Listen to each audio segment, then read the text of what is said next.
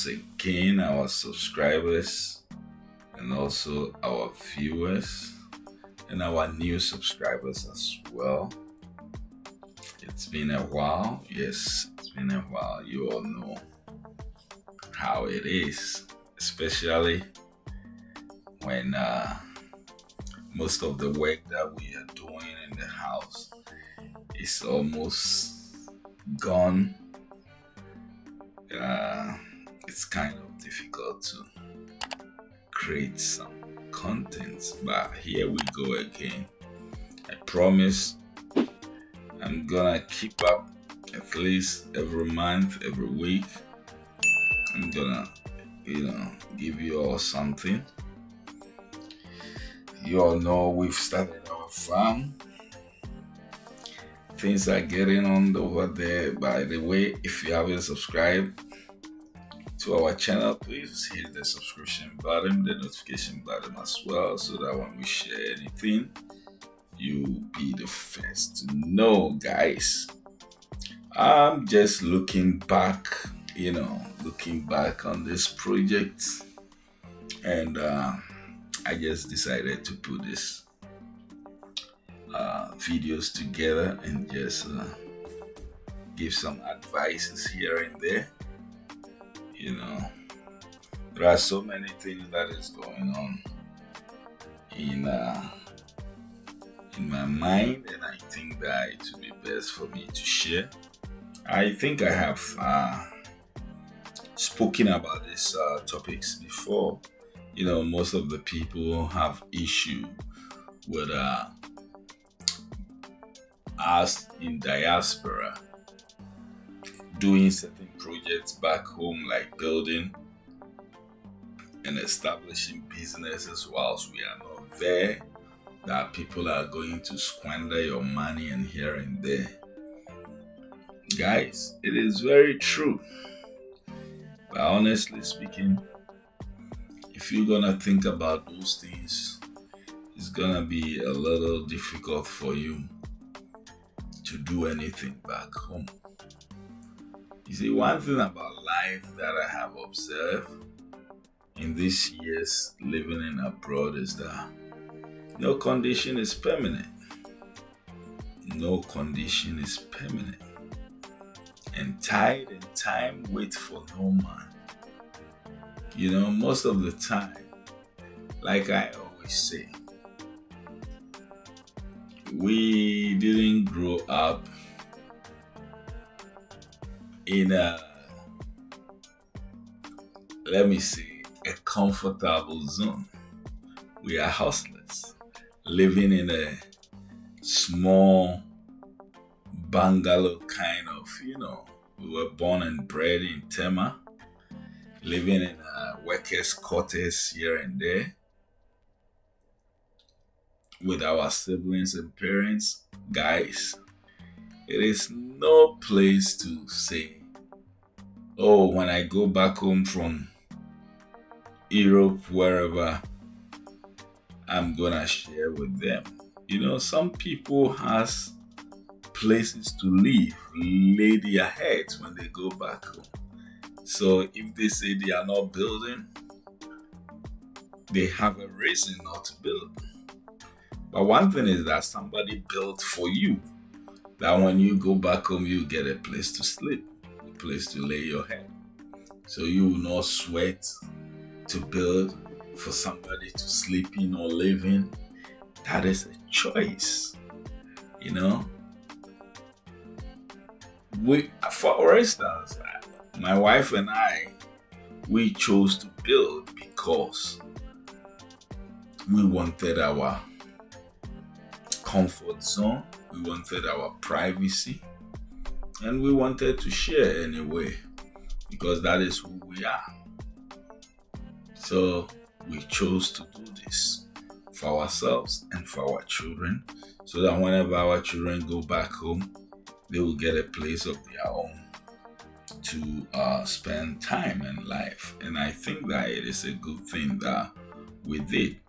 You might have a different opinion about that, but that is what it is. So It is for our own good, for our comfort. We can share with whoever wanna be there temporary, because like I always say, we wanna be home someday, if not now. But for now, we are doing everything possible to make it frequent and easy for us to go back home and establish whatever we want to establish, whatever we want to do. And little by little, we believe that we can get there. And I encourage anybody who is in diaspora watching our videos that if even you are thinking about 20 years, 10 years, start now. Start now. You can go by yourself and do what you can do and come back. If you cannot trust people, like we trusted somebody to do it, and they did their best, and we also did what we could do, and thank God that it has come to a completion. You know, one thing is that when you finish building, of course, it is not done. You have to maintain the place, maintain the house. Yeah, every year here and there, you have to do certain things. There are responsibilities that comes with it. And those responsibilities has to be on your shoulder. But we are so privileged, and we thank God so much for our lives. We thank God so much for this little thing that we've been able to do back home, especially the house. We thank God for that, because He has dealt with us very well, and we are privileged, you know, to have this that we can call home whenever we go back home. And we thank God for that. We thank you all for your support, your contribution, your suggestions. And one thing that if you're gonna build or start to build back home, you have to do is to make sure that you use the right artisans. Right artisans for your work. Choose them wisely. If possible, get recommendation from people. Let people refer them. People that can justify their work, refer them to you. If not, if you pick anybody else, if you choose anybody that you want or like, guys, in the long run, if they are not good or they don't give you a quality service, it's gonna go against you. Trust me, it's gonna go against you. Because there are so many things that as the house is aging, it's gonna show. The work is gonna show. With the mason work, with the plumbing work, with the painting work, with the electrical work, everything, carpentry work, everything that you do, the POP, all the tiling and all kind of stuff, they are going to show. So far, we haven't had any major issue. We haven't had any major problem, with the exception of the water that was leaking. And I understand that we have some issue also with our sink in the kitchen, and I believe that maybe they said it chokes easily. So I believe they've been stocking stuff in the kitchen and it's causing that, but that is not a major problem. Whatever it is, we will do our possible best to fix it, get it done. And like I said, maintenance is very important. You cannot build a house without you maintaining it. So you put in those factors that when you are done with your house, most definitely you're gonna maintain them. You're gonna pay rent. No rent, there is this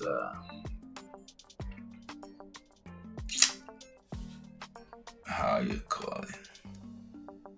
There is this they say land, that is the lease for the land that you have to pay, and you have to also pay property tax. After the property tax, you have to pay for the land, the leasing of the land. It's about 200 cities every year. You have to pay those things, and I think they're trying to adapt this, but I understand that on the indenture, the leasing agreement on the indenture, it is part of it. So if you are now buying your land, when you get the leasing,